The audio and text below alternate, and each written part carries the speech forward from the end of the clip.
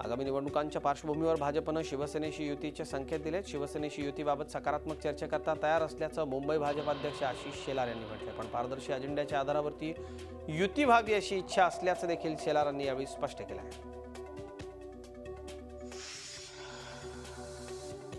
तर युतीबाबत शिवसेना आणि भाजपचे नेते चर्चा करतील, मात्र अंतिम निर्णय आपण आणि मुख्यमंत्री घेणार असल्याचं शिवसेना पक्षप्रमुख उद्धव ठाकरे यांनी म्हटलंय।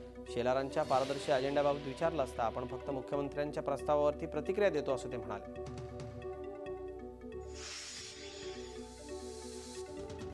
नवी मुंबईमध्ये सिडकोच्या माध्यमातून बांधण्यात येत असलेल्या मेट्रोच्या कामाला गती मिळत असल्याचे संकेत मिळत आहेत। तळोजा MIDC मधल्या कारशेडमध्ये मेट्रोचा पहिला रॅक दाखल झाला।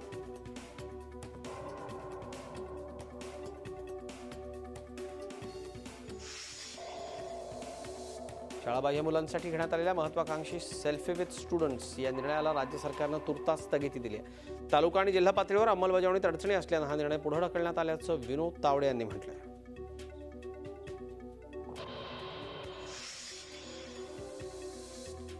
शिवसेनेचे प्रमुख बाळासाहेब ठाकरेंच्या स्मारकाच्या जागेचा प्रस्ताव रखडला। पालिका सुधार समितीत हा प्रस्ताव मंजूर करण्यात आला, मात्र पालिका, जिल्हा आणि जिल्हा परिषदा, पंचायत समिती निवडणुकांच्या घोषणेनंतर लागू झालेल्या आचारसंहितेमुळे हा प्रस्ताव आता पालिकेत मंजूर करता येणार नाही।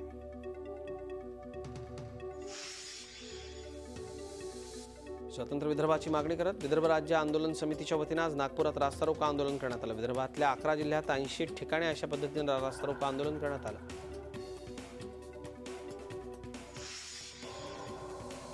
चिपळुणात रक्तचंदनावरून राजकीय वातावरण चांगलंच तापलं। आंतरराष्ट्रीय बाजारपेठेत 10 कोटीहून अधिक रक्कम असलेल्या तस्करी प्रकरणात 12 दिवसांनंतर एकाही व्यक्तीला अटक न झाल्यानं सरकारच्या आशीर्वादानंच या प्रकरणात कुणाला तरी वाचवलं जात आहे असा आरोप केला जातोय।